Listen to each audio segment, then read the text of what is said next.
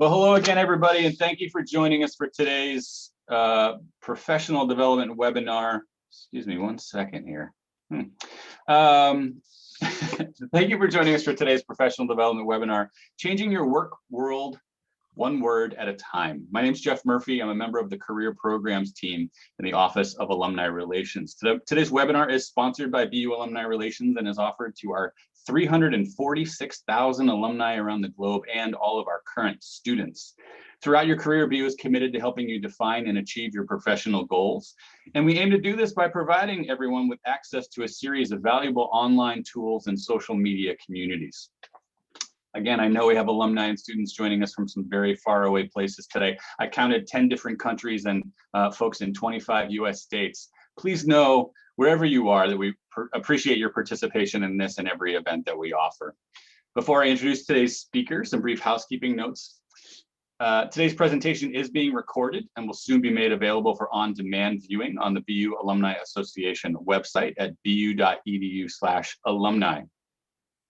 Additionally, our speaker today is very eager to answer any questions that you may have. You're welcome to submit them throughout the presentation using the Q&A box. Again, much like the chat, you're going to hover over your screen and select Q&A. Go ahead and type in your question at any time, and we're going to make sure that we save some time at the end of the presentation to get to those. We also might use the chat a little bit to get some feedback from you as we go. It's now my pleasure to introduce our speaker for the day, BU College of Communication alumna Amber Nelson. Amber is the president and chief consultant of the Lingo Institute, a language and leadership consultancy located in the greater Seattle area. For more than 20 years, her company has helped organizations and individuals across the country learn and leverage their lingo with strategic consulting, customized training, and professional coaching. Amber's clients have included Micron Technologies, John Deere, General Mills, Target, Kaiser Permanente, the American Heart Association, Transamerica, and more. And in addition to her role at the Lingo Institute, Amber also serves as president of the International Association of Business Communicators, Seattle chapter. Amber has a bachelor's degree in journalism from BU and is also pursuing her master's degree in organizational leadership at Gonzaga University that I'm rooting for them in the NCAA basketball tournament that's happening. Amber, we are always so lucky to have you. This is, I want to say, your fifth time that you've been a speaker for us. Every time we have you is just fantastic. So thanks for being here today. Why don't you go ahead? The floor is all yours if you want to get your slide deck up. Fantastic. Well, thank you so much, Jeff. It is, for me as well, such a pleasure to be here. It's so exciting to be able to come back to my alma mater and to be able to share a little something with the other folks who had the experience of going to BU and are pursuing their careers now out in the world. So hopefully you all are in the right place. What we're doing today is looking at how you can change your work world one word at a time. And as Jeff said, I am so happy to have questions. So use the Q&A function as we go along. And you'll see that there will be a couple of times here where I will ask you to jump into the chat so I can get a good feel for where you are in your own career journey and in the content that we're going through here today. So to get started, I want to tell you a little bit about the Lingo Institute. So 3 things here. I want to tell you a little bit about us, our values, and the invitation that I'm extending to you today. And it is actually the invitation that I extend to all of our clients that we work with in whatever way we may be working with them. So we provide, as Jeff mentioned, coaching, consulting, and training.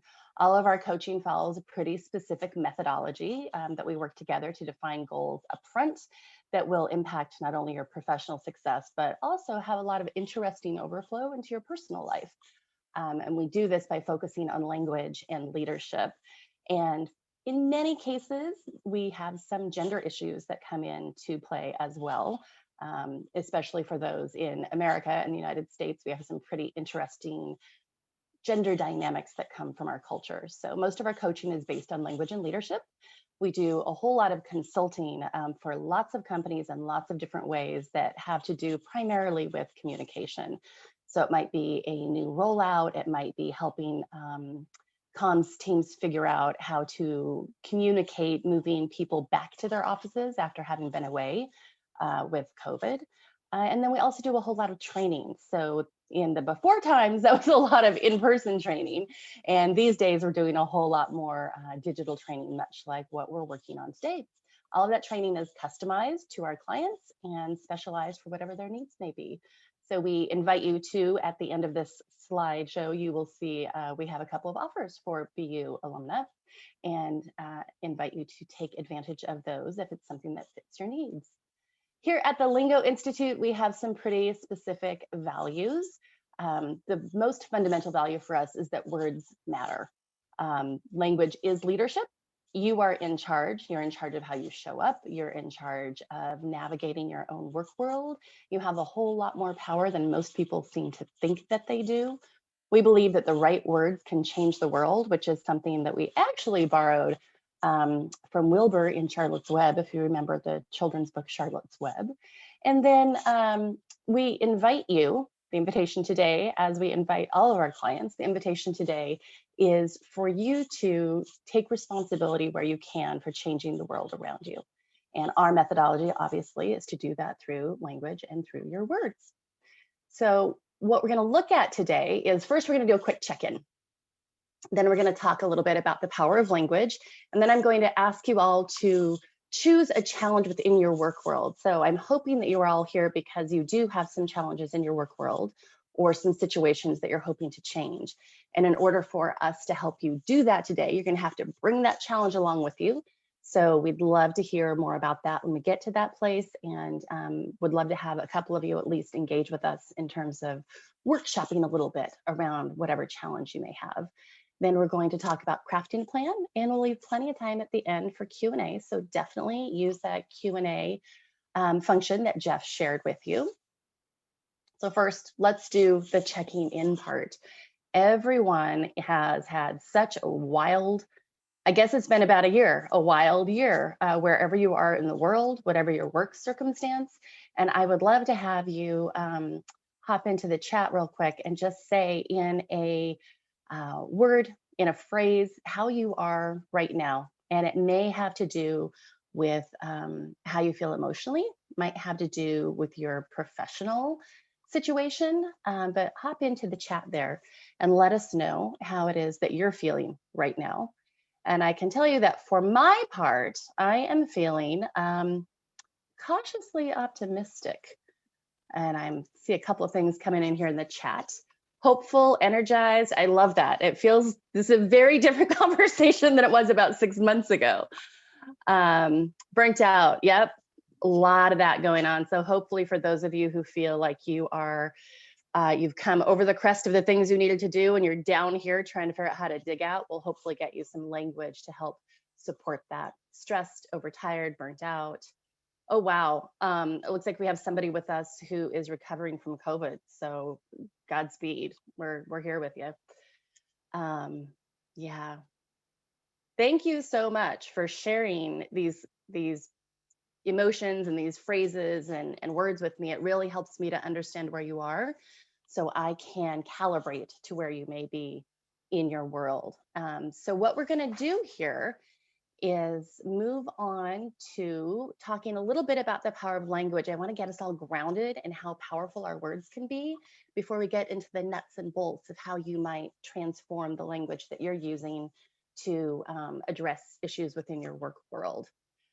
So take a look here. We see two glasses, but we have to decide, are we going to talk about it as being half full, or are we going to talk about it as being half empty?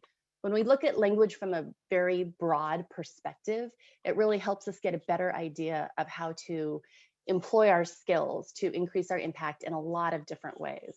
So often what happens, and this is the case of the half full, half empty glass, often what happens is that we talk without having a whole lot of intention or without having a full understanding of what we're conveying.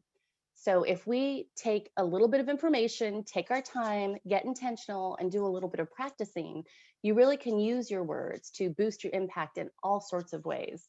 And we'll take a look at those today and hopefully get you centered in the power of your language.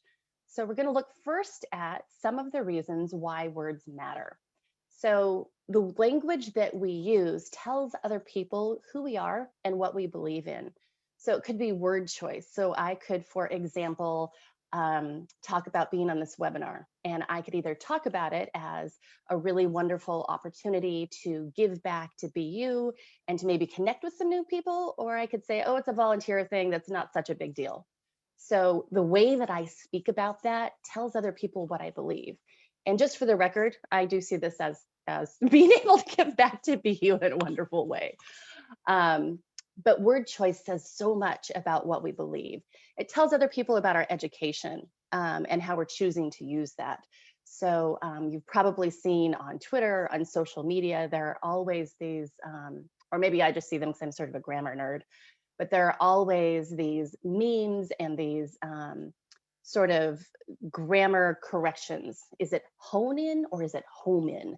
And when we know how to use our words correctly, we're telling people a little something about our education, about our background, about what's important to us in terms of speaking properly, speaking appropriately, really being intentional with our words. And then another thing that happens with our language is that it can signal belonging or acceptance. So when you came on to this webinar, for example, Jeff could have asked you to put your location in the chat and said not a word. He could have said, yep, great, you did the right job. But one of the things that he did was he acknowledged that you were here. He welcomed you. That was a way of him signaling belonging and acceptance for those of you who are here with us today. And it's something that you can engage actively. A lot of people do it intuitively. A lot of people do it not at all. But our intent here is to help you see where your power is and why those words matter and why it's worthwhile for you to get intentional about the way that you use the words you use. Another way that really words have a whole lot of impact is that it shows other people how to treat us. So the way we refer to ourselves is showing other people how to treat us. So I could say, you know, that introduction that Jeff gave me, I could have said to him, oh, I run a small company, but I didn't. I positioned myself as the president and chief consultant because that's the work I do. So I could have minimized myself, but instead I said, here's what I do, pretty straightforwardly, so that he knows where my role is within this organization. You can refer to yourself as, oh, I'm just a consultant, or oh, I just work in IT. There are a lot of ways for us to minimize who we are and how we show up. But when we get intentional and realize that the way we refer to ourselves shows other people how to treat us and how to engage with us, we can really make an impact in that one small way. Our words show others how to treat us by the way we engage with others. So if I am dismissive of others, I'm signaling that I don't have a lot of respect, and probably you don't need to respect me a whole lot. If I treat others with grace and with engagement, I'm showing you that's how I expect to be treated. If I am treating other people with courtesy, I'm showing you that I expect to be treated with courtesy. And then also when we get into tight places, and we have a whole lot of conflict or challenge or negativity, if we blow up and slam fists on the desk and have a slew of curse words, we're showing people who we really are in those heightened moments. At the same time, we can show people who we really are by taking a deep breath, even saying, I just need a minute, I just need to collect my thoughts. But when we are intentional and make a plan for how we will respond to stress, that really helps others show us how we want to be treated and indicates to them how we want or how we will be treating them. And then probably my favorite part of all of this is that words matter because they literally can transform our neural pathways. If you think about going into an open field that has tall grass, and the first time you walk through, you are pushing down the grass a little bit and making a little bit of a pathway that maybe when you turn around and look back, you can see that that grass has been pushed down a bit. But as you go back and forth over that pathway repeatedly, you're creating a trail. And that trail becomes something that is almost permanent. And that's very much like what happens with brain plasticity. When we have a behavior, and this behavior can be just the language we use, it creates neural pathways in our brains. So if I'm a person who uses a lot of negative language, if I'm a person who does a lot of negative self-talk, what I'm doing is bathing my brain in these chemicals, including cortisol. Cortisol, as you probably know, is a stress hormone. It makes us unable to hear others. It makes us less creative. it really kind of battens down the hatches, so we're not very receptive to much else. But when we use positive language, especially when we speak to ourselves, and of course, when we speak to others, we're bathing our brain in dopamine, oxytocin, serotonin. They're all these really, really good, wonderful, feel good chemicals that open us to creativity, open us to collaboration, help us to think more deeply and creatively. And those are choices we can make. The way that we choose to speak, bathe our brain in a particular kind of chemicals, and you can set that up. And what's most interesting to me about all of this is that it's your internal voice that has the most power.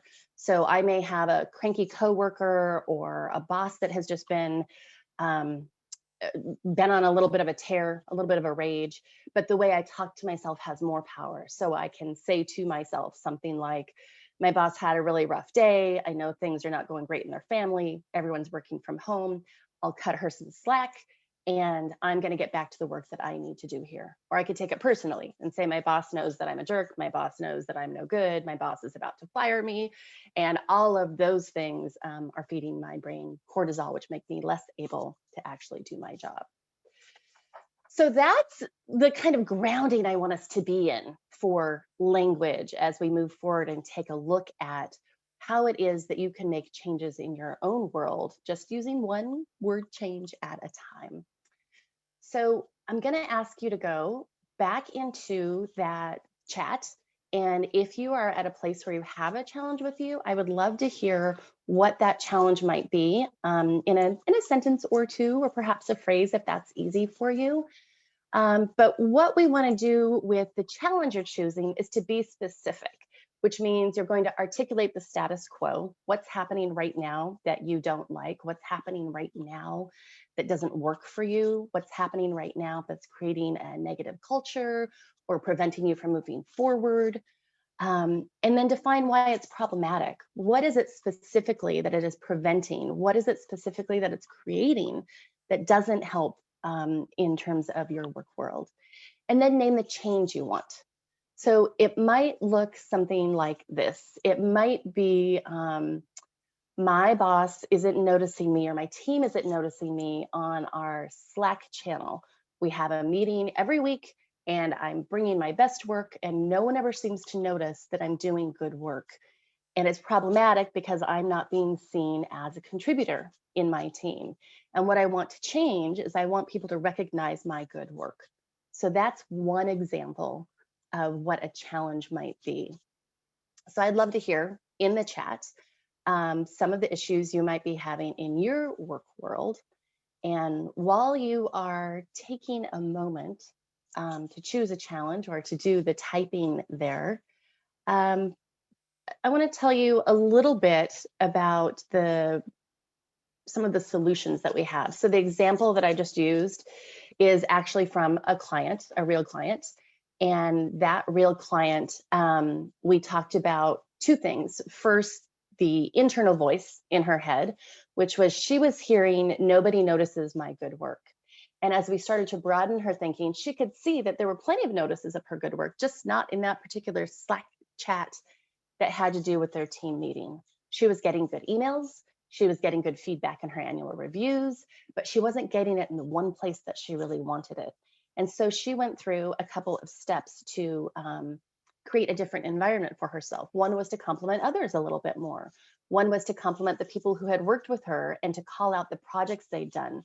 So instead of saying, look at me, I'm wonderful and do great work, she said, I'm so proud of our team and this project that we accomplished. And when she then gave credit to her colleagues, they began to give credit back to her. So it was just a couple of word changes, but for her, it elevated the way her colleagues saw her. And in this all virtual environment, it was incredibly important for her to have that kind of recognition. I see we have a couple of things coming in here, so I'm going to take a quick look. Working for a new boss that's hierarchical, do what I ask, don't question it. Oh, that's not super fun. We can take a look at that one.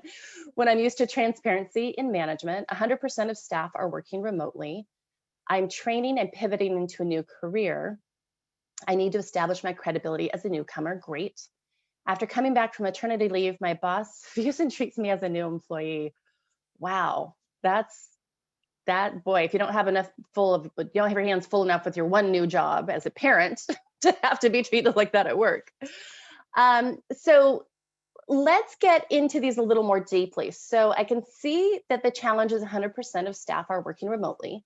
Let's dig into that a little bit. What does that mean? What are the problems that creates for you, or the challenges that creates for you? I can make a couple of guesses here, but would love to see what your thoughts are there. 100% of staff are working remotely. Thank you. Problematic because our corporate culture is becoming diluted and lack of cohesion between departments. Would like to have a plan to bring staff back together while remote. Great. Contractors seem to have no communication skills. They say one thing, then do another, show up late. Oh my goodness gracious. Damage things and try to hide it. Also looks super fun. Okay, so we'll get to that one, but let's look for a moment at the 100% of staff are working remotely. And the fact that this has to do with culture. It sounds like your culture is eroding because people don't have the face-to-face, they don't have the time together. So there are a number of ways that you can approach this, and I'm gonna just throw a couple out to you, and then we'll work through some of the strategies that will apply to everyone's situation. So staff working remotely and culture getting diluted or starting to erode, what you're looking for there is the human connection. How can we stay connected on a human engaged level?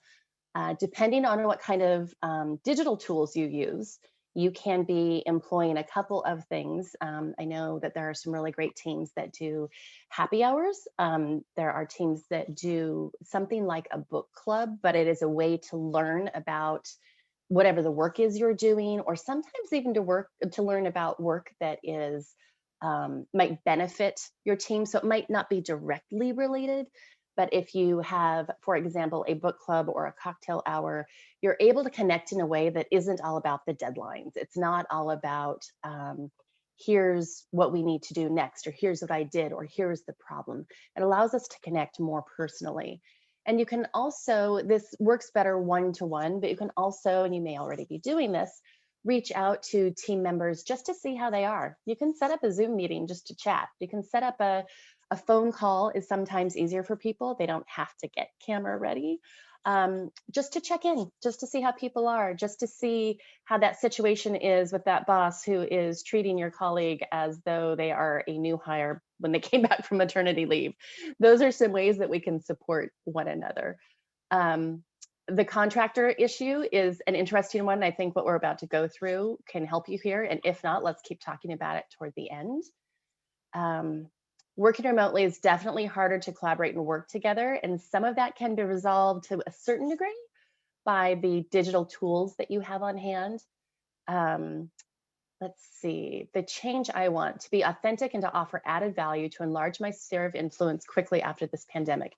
That's beautiful. That is so concise. And I want to come back to that after we get through some of the tools that I have for you. Oh, great. Thank you, Jeff, for throwing that in the chat. Okay, so let's look at, now that you have a challenge in mind, let's take a look at how you can address that challenge. So the first thing you're going to do is look at your organization's language. So just as though you were going to a new country and had to learn that country's language, we want you to take a look at how it is that you can look at or start to understand your organization's language a little bit better. The reason you do this is it will help you understand what they can hear. If you can start to divine how they're using language, you can start to use the language of the native to connect with them on the things that are important to you. So first, explore the lexicon. What kind of words does your language or does your company use? What's their special language? What's their jargon? How do they talk about wins? How do they talk about fails? How do they talk about successes that have included more than one person? And look at their values. So the values that your company has aren't necessarily going to be on their website. It's going to be who gets rewarded. You'll be able to see the values by who is pushed up to the front. You'll see the values by what they celebrate, by what they spend time on, by what they focus on. That's how you find what the real values are of your company or your organization. And then look at the heroes. So one of the things that we find in terms of the dissonance within corporations or organizations is they'll say, we value team players. We really want somebody who is going to get in and roll up their shirt sleeves and work with us as a team. And then they celebrate the hero, the person who went off by themselves and hit a home run without asking anybody, who sort of crashed into things, broke things, but came back with a wonderful win. So when you look at who they're celebrating, are they really celebrating the team players? Are they celebrating collaboration? Or are they celebrating the individual who, for whatever reason, got to break all the rules, but came back and got handed a trophy?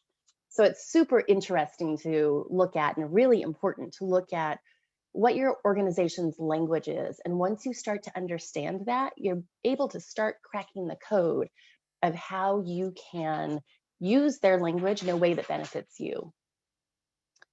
One way to sort of look at the language change, and I give this as an example because these things are real. I want to see how real a couple of word changes can be.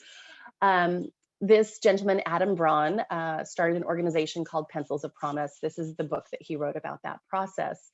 But you see here, he says, by changing the words you use to describe something, you can change how others perceive it.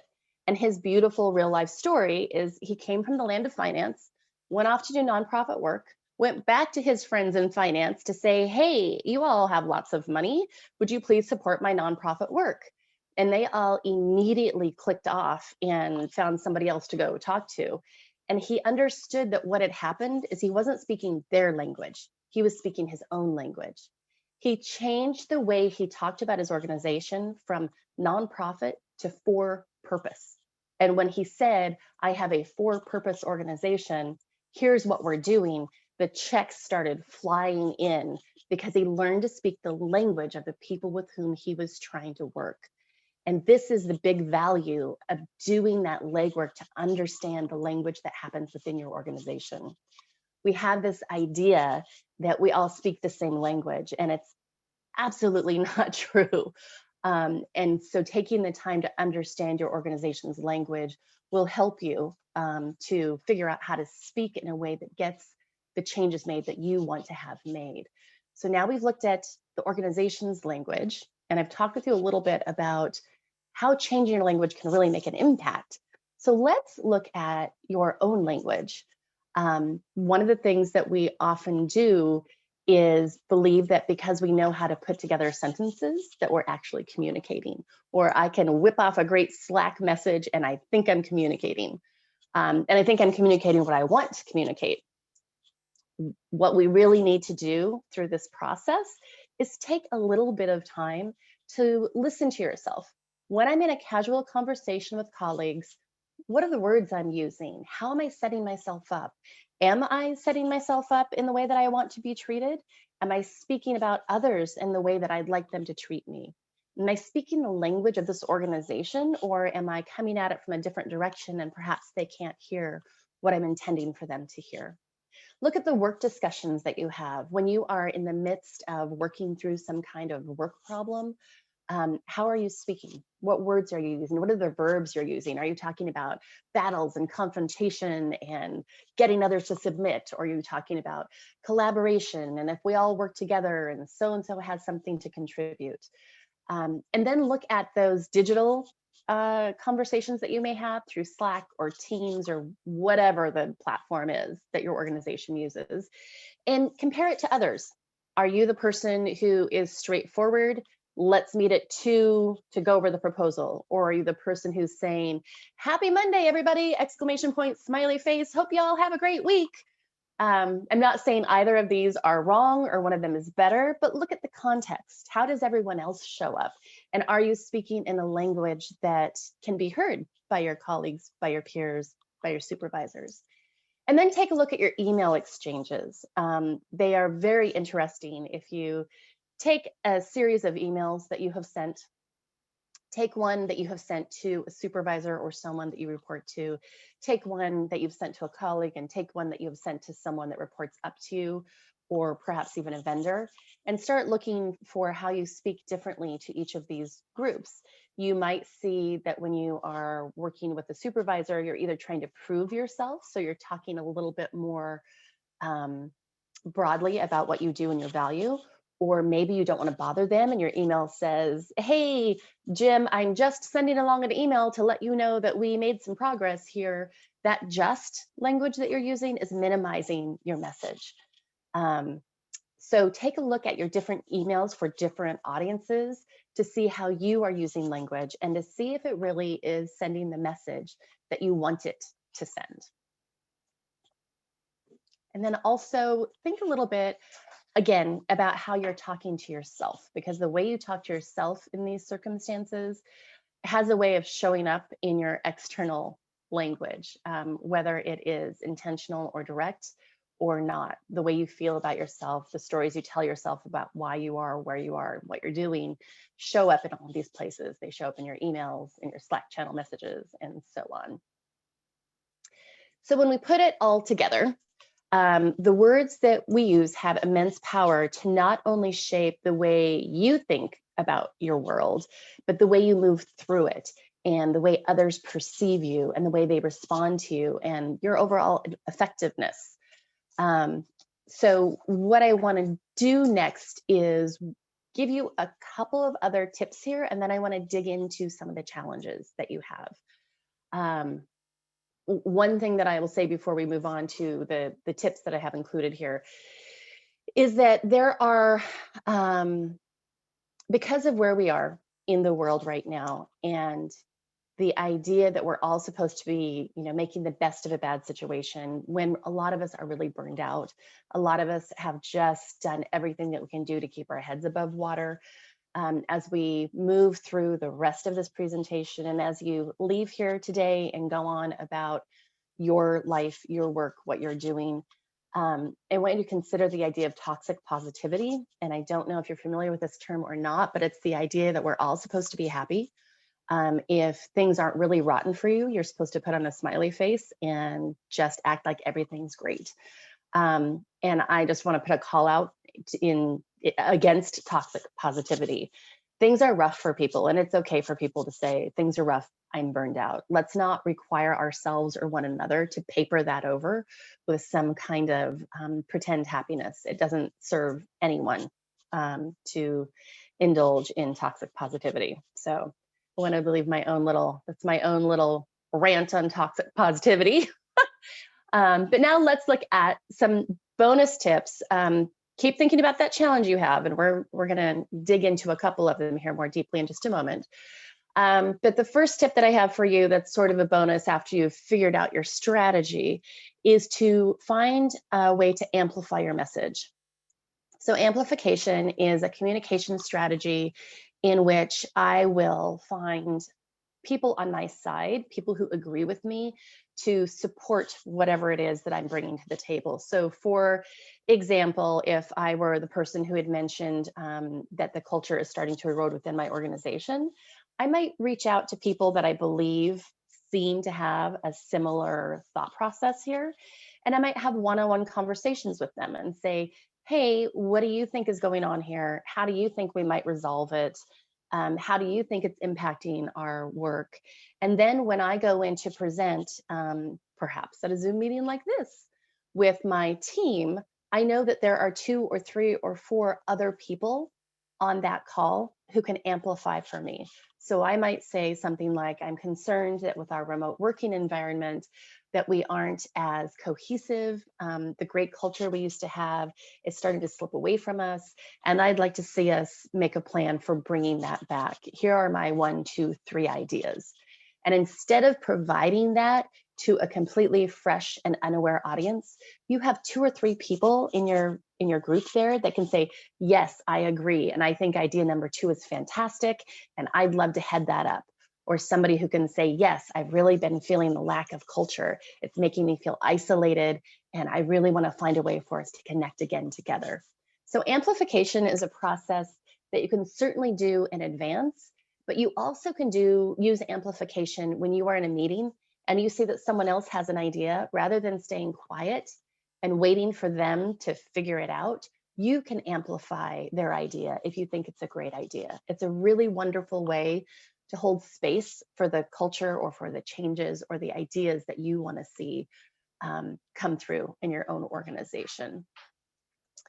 Next, you find your allies. So this does absolutely dovetail with the idea of amplification, but finding your allies is finding the people who are on your team. And there are people, I can promise you, wide and far, for the most part, there is always going to be somebody who you can share the work with in terms of making these changes within your work world. It's just a matter of identifying them, having an open conversation with them, and figuring out how you can work together.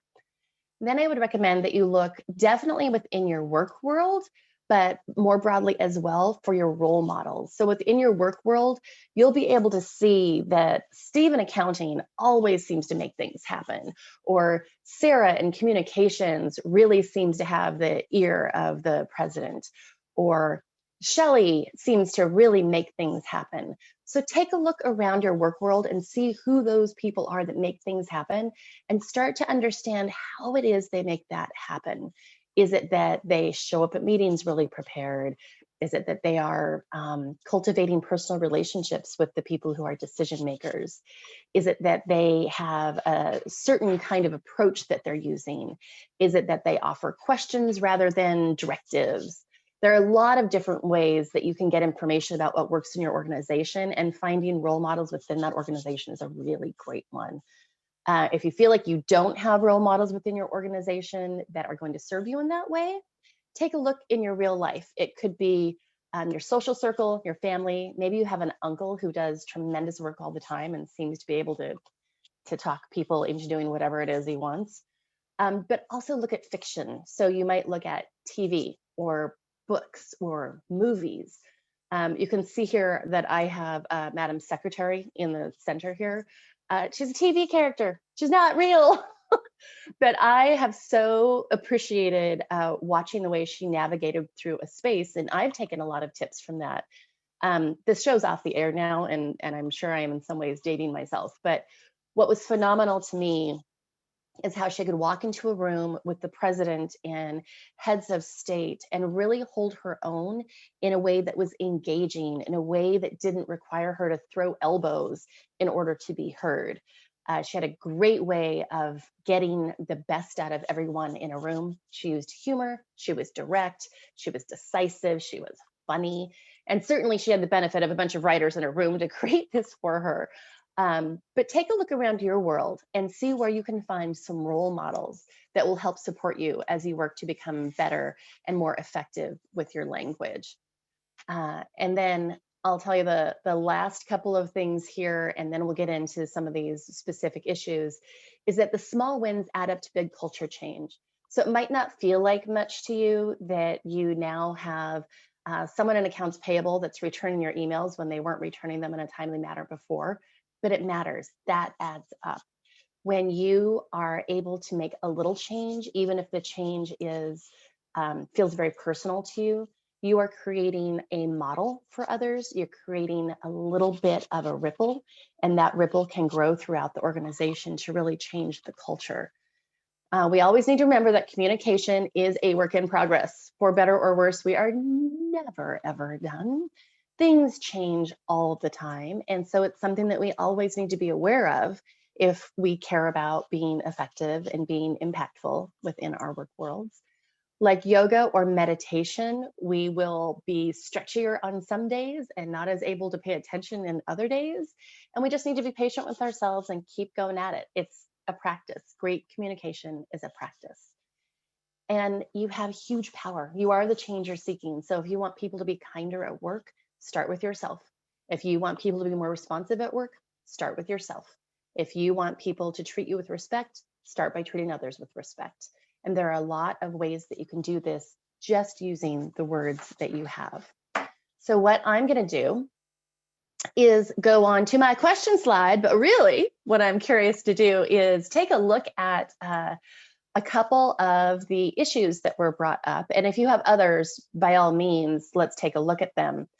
And I want to talk about these for maybe, I don't know, Jeff, 4 or 5 minutes. And then are there questions that we can answer, or are we good there? We haven't broken the ice on the Q&A yet. Okay. There's obviously some comments in the chat. Amber, I actually have a question that I want to ask you when we get there. So we've got at least one. Okay. And I also just want to make it, don't let me forget, I want to make a comment about a previous webinar that you did for us. So, but yeah, let's, it's a good reminder, everybody, please put your questions into the Q&A, or you can put them in the chat too. But Amber, if there's a specific situation that you wanted to drill down on, now might be a good time for, yeah, I think 4 or 5 minutes sounds great. Great. So I want to jump into the contractors seem to have no communication skills. I believe you. So I'm not at all suggesting to you that they do and you're not seeing it. But with they say one thing and do another, show up late, don't show up at all. This is an accountability issue.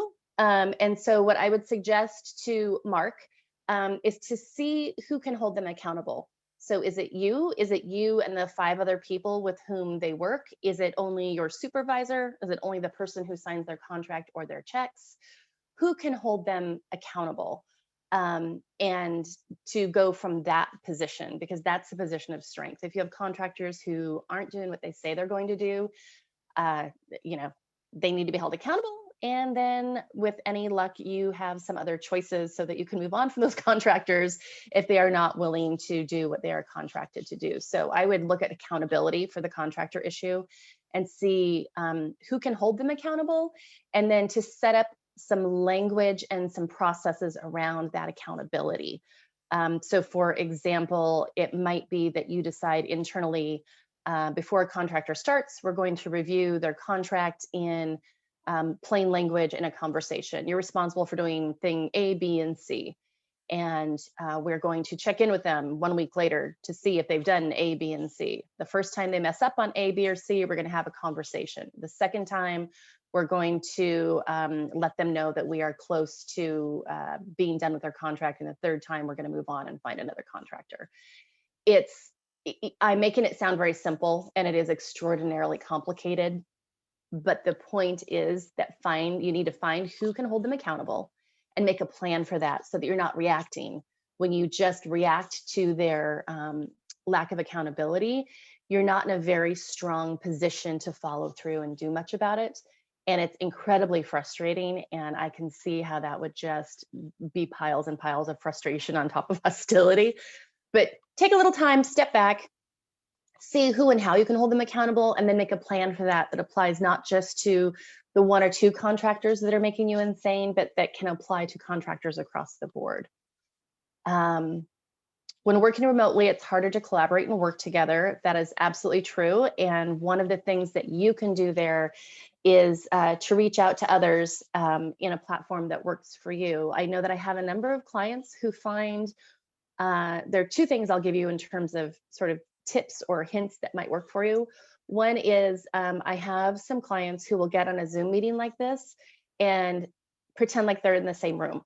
So they're not looking at the camera like I am. What you'll see them doing is this kind of thing as they're working.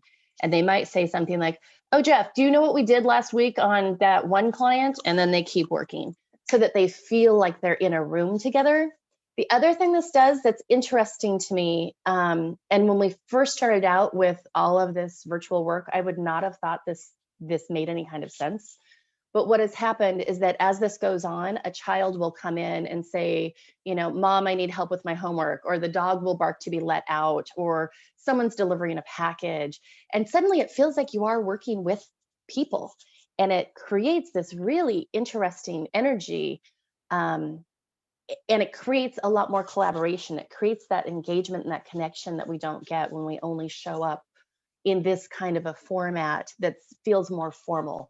We have 3 tasks to get done today. Let's look at task 1. That doesn't allow a lot of room for the collaboration. And then Jeff, if you would take a note and remind me, I have 2 phenomenal online collaborative tools that I'd love to recommend, but I need to look them up. So I want to share those with folks, but I have them in the back of my head. I'm afraid I will misstate what they are, but they're wonderful sort of whiteboard tools. And I also have a book that I will recommend. So Jeff, if you can remind me of that, I will find the title of that book and we can send it out in our follow-up for this session. Yeah, that we absolutely can send it out in a follow-up email to everybody for sure. Great. So Jean says, the change I want: to be authentic and to offer added value to enlarge my sphere of influence quickly after this pandemic. You can use all of the tools we talked about to look for opportunities to be more authentic and offer added value. I would throw in there that in your effort to enlarge your sphere of influence, that you don't give away too much. Sometimes when we try to add value, we give and we give and we give, and it's not always recognized. So I would caution you to also expect a little something in return, to show your value, not just give it all away. And I'd be happy to, one of the things that you'll see at the end here is that I'm offering some coaching opportunities for folks.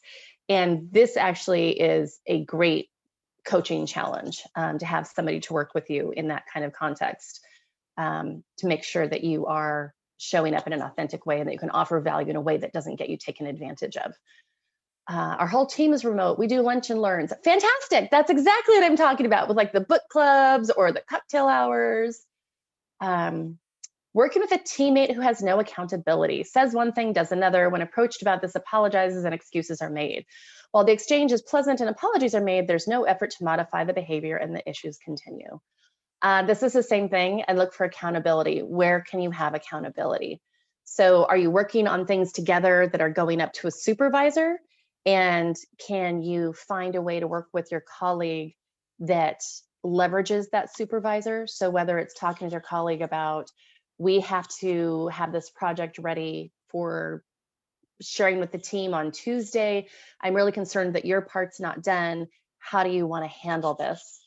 And they may say, sorry, I'll get to it. And you can say, well, you've said that before and I appreciate your effort, but here's where we are. I've done my part and we have to make a plan. So do I allow for your part to perhaps not get done? Do we find a way for you to get the support you need to get that done?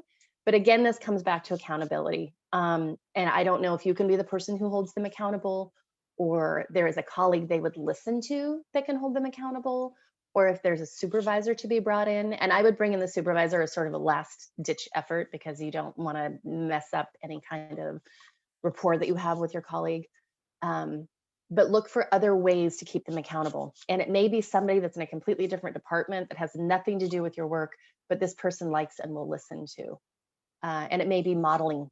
It may be you actually saying out loud, I said I was going to do this thing. I didn't do it. I'm sorry. I'll do it right now. And then reinforcing it by saying, I said I was going to do the thing. I didn't do it, but now I've recovered for it. So you're modeling, this is what it looks like when you let something slide, but then you fix it.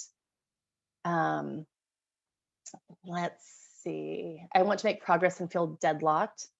I'd love to hear more about what that is, and maybe that's something that we can either get to in the Q&A. I'm not sure what the deadlocking is, but if we could look at what that deadlocking is, we might be able to make some movement there. Yeah, the deadlocking was referring back to the teammate with no accountability says one thing. Okay, thank you. Thank you.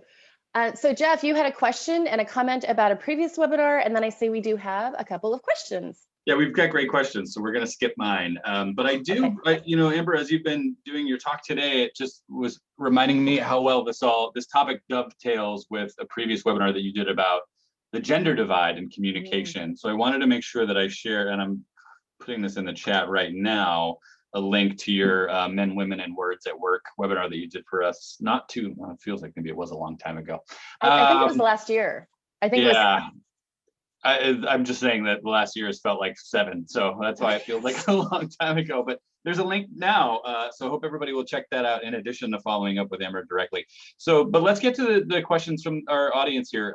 Cheryl is wondering, you touched on this a little bit, your advice for somebody who might need to take a step back and listen to others for ideas. Cheryl doesn't want to feel like she's stepping on anybody's toes in Zoom meetings. Obviously, we're just talking about how complicated Zoom meetings can be and different from being in the same room. But what would you tell somebody who really needed to focus more on taking a step back and listening? So is it, can you, I'm trying to think about the context. Is it that right now they're talking too much, or is it that they just need the space to observe, or is there an expectation that they are supposed to talk? I have a feeling that Cheryl might be referring to a colleague who needs to take a step back instead of herself. But Cheryl, maybe you could just write back in the Q&A here and drill down on this a little bit more for us. And while we wait, we can, this is sort of the opposite. This is very much the opposite end of this. And you were just talking about people being, take advantage of in the workplace. Julia's question is, do you have any tips on asserting yourself more in the workplace? I feel like I end up overworked by downplaying my own work and helping with others, opening the door for more requests to take on work I can't manage. Yes, I do. So the first thing that I would say is to give yourself a little bit of time and space to look at the work that you have and dig a little deeper in the work that you've done so far. I'm opening the door, I'm getting too many requests. Just take a look at the landscape and then figure out, where can I put my name on my work? And the reason this is important is because it allows you to say, I did these 17 things last week, and in our team, 18 things were accomplished. So clearly I'm doing the lion's share here. Now, you wouldn't phrase it up like that, but it's important for you to know that. And then you take a look, at those, let's pretend 17 things that you did last week, and figure out which 1, 2, 3 are going to get you the most recognition from the people that matter the most. So it might be a colleague who asked you to do a project, you did the project, now the colleague is asking you to do 4 more projects for them because you were so stellar. So you might take that one project and have a conversation with your colleague about, I was so happy to help you out with this. I'm so glad it went well for you. And when you put your name on your work, it allows them to see it didn't just magically appear. It's not something that came out of the wild beyond and you just passed it on to them. I don't necessarily recommend that you laboriously say, I talked to 17 people and spent 14 hours. You don't need to itemize it that way, but you do need to put your name on your work. So when you are able to take a look at all the projects and figure out who is asking you for more, have the conversation with them about where your boundaries are. And one of the easiest ways to do that is to say, I was so happy to help you out on this project. I'm really glad it worked out for you. And I want to be available to other people, or this was an extra project, or whatever your boundary might be. This was an extra work I took on because I wanted to support you. Or this is really beyond the scope of work I'm supposed to be doing, but I'm really glad it helped you out. There are a lot of ways for you to set boundaries depending on what the context is. And you'll know more what that context is than I will in this short answer that I'm trying to give you. But it is about figuring out, who do you need to stop, and who do you need to stop from asking you for more, and who is it okay with you that you're doing more work for, so that you're setting boundaries. And it requires you to sit back and first sort that out and make a plan based on the work that you're providing for others. Thank you, Amber. So Cheryl weighed in. She's wanted to clarify. Okay. Cheryl is definitely feeling as though she's concerned that she's stepping on other people's toes. So, what would your suggestion be to her on how she maybe, continue to be a contributor, but maybe try to be thoughtful about taking a step back? Great. So if first of all, awesome job you for recognizing that you may be stepping on other people's toes. There are so many folks who don't recognize this in themselves. And so the fact that you're recognizing it is a benefit to the way you're showing up, and I'm sure is a benefit to your entire team. There are a couple of strategies that I have. The first is to start paying attention to when you have something in your head. And let's say, for example, I'm right now thinking, oh, Jeff has to get to those other 2 questions. Instead of telling him that, I'm going to sit and wait and give him space to do that and see what happens, because it's not the end of the world if he doesn't get to it. So when you have an idea, you might jot it down and see if it's not life-threatening, jot it down and see if someone else covers it. And if they do cover it, you don't need to bring it up. If they don't cover it, you can assess, is this really important? Is this vital? Or is it just that I want to share this idea, but it maybe isn't going to have a huge impact on my team? So the first thing is to write down the ideas that pop into your head as you go and assess those ideas. The second thing is to create more space for others by asking open-ended questions. So if you are in a Zoom meeting and someone says, I have a great idea, I think we should start doing lunch and learns, instead of saying, I think that's a great idea, or I think that's a terrible idea, and here's why, pause and ask them a question. Tell me a little more. I'm really curious about your excitement about the project or that idea. So you're creating space for them to share what they need to share. And you're doing it in an open-ended way so they can take the conversation where they want to take it. And then the third thing that I would recommend that you take a look at is look for other people in your organization who perhaps have a similar way of showing up as you do, and see how they handle it and what the impact is within their teams. That will give you a little bit of an idea about how to navigate forward, because you can see how it's working for them or not working for them. And then the final thing I'll say is, if you have a close colleague or someone you trust, you can ask them to help you with this. So for example, in a Zoom meeting, if we're, Cheryl, you and I are in a meeting together with 10 other people, and you're starting to step on toes, I might be your colleague who goes like this. And because I'm giving you the cue, you know that it's time to step back.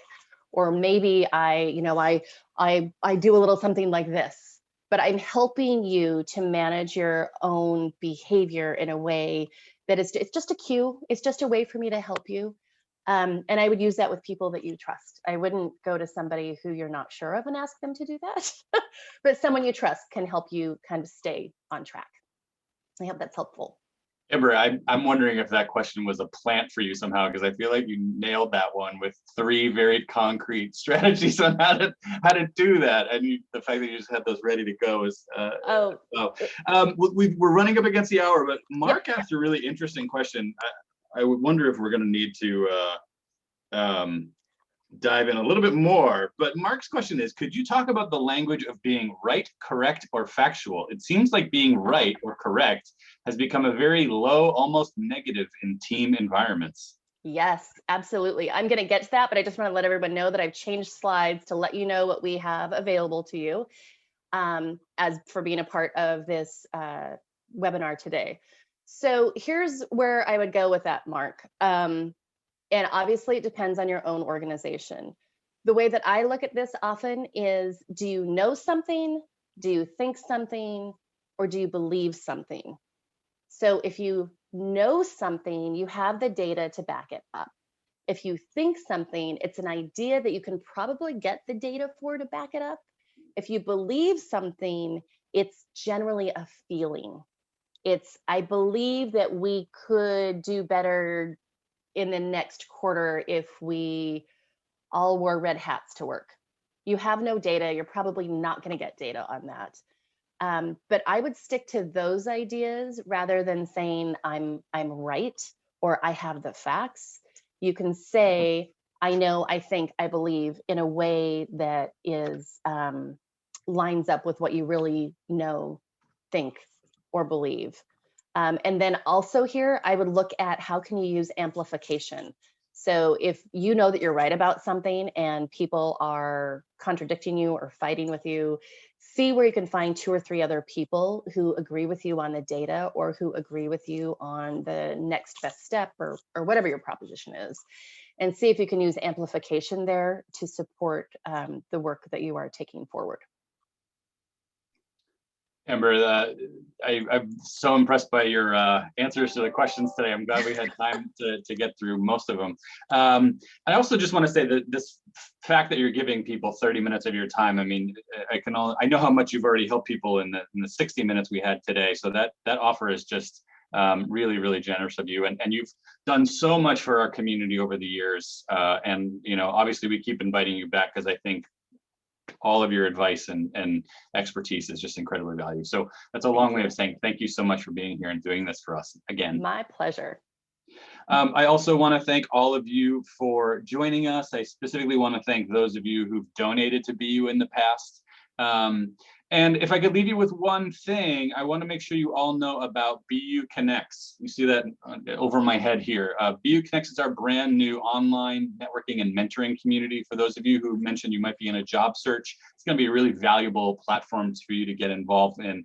Alumni can find fellow graduates in their industry or with similar interests, leverage their professional network, and get introduced to people that they should know. If you're a student, you can meet BU alumni who were once in your shoes and now are in positions to help open doorways at their companies. My pro tip to all of you is to save a little bit of time and create your profile on BU Connects. You can actually sign in using your LinkedIn information, and that's going to mean you can port all your information about previous employers and stuff over from LinkedIn and be online and networking within minutes. You can join nearly 40 special interest and industry networking groups. I think there's something for everybody. Again, buconnects.com, just go check it out. And thank you so much, everybody, for being here today. And thanks again, Amber. It was great to see you again. You're muted. Thank you. All right, have a great day or a great evening, wherever you might be. Bye, everybody.